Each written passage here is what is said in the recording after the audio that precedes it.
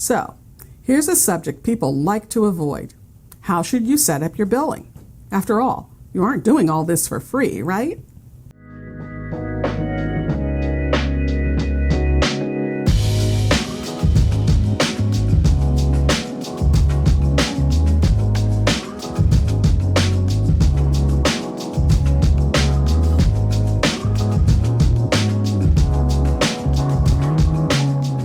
Hi entrepreneurs, I'm Vicky Brown, and you're in the right place if you want to engage your team, boost your business, and grow your leadership muscle.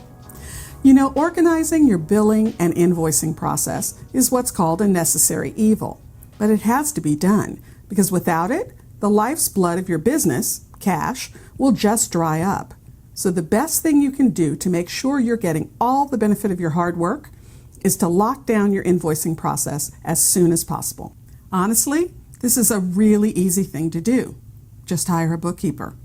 They will do it and do it well.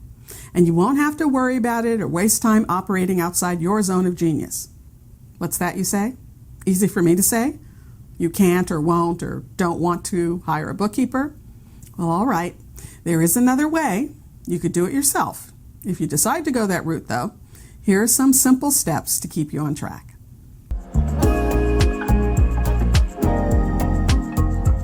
Clearly outline what your services are. Do you charge as a one-off or is it a recurring or retained charge? Are you going to charge based on some sort of unit measure, like by the head count or hours worked or by the project? You'll need to know all this before you set up your invoicing process. Next, you need to build your payment terms into your agreements. It should clearly outline when payments are due, when they're considered past due, and what kind of service charge can be expected for late payments. And here's a pro tip. Check with your state and local ordinances on how much you're allowed to charge for late fees. There usually are limits. Now, you're going to need some good tech. And no, you can't just track everything on an Excel spreadsheet. I mean, well, you can, but it's not efficient, and it opens you up to all sorts of mistakes.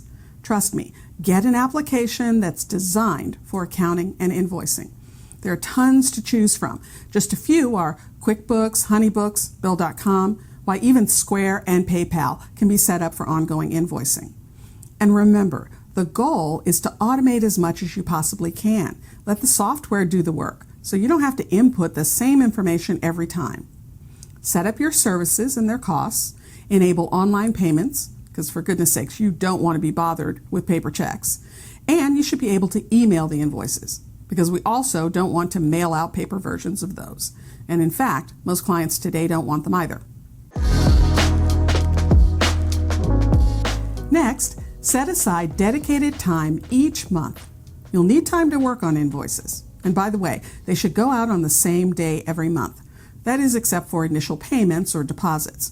And that type of billing should be built into your new client implementation process.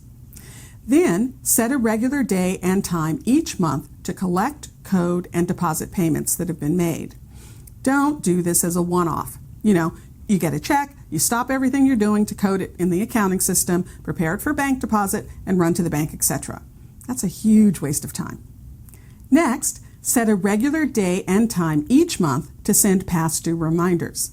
Now, take it from someone who knows. Do not skip this step. Yeah, I know, the client's really nice and you don't want to upset them and you're sure they're going to make a payment any day now, yada, yada, yada. Listen, take it from someone who let clients get as far as 5 months behind on payments. It's not worth it. And more importantly, it's not fair to you or to them. Think about it. How would you like it if you realized you had to pay 4 months' worth in one fell swoop because you were past due? Believe me, it's better to send the reminders early and often. It's really the best thing for everyone. You need to know if they're going to pay you, so you can address it as early as possible. Now, on to the actual invoicing. Make it a process, instead of something you think about and just start plugging numbers into the system. First, check for anyone who's past due and apply the appropriate fee. You might also note that their invoice should have a special note in it, reminding them that their account is past due by X dollars and needs to be paid right away. Then, gather the information you need to prepare the bill. If you charge by the head or project or hour, pull those numbers and have them ready so you can charge the right amount.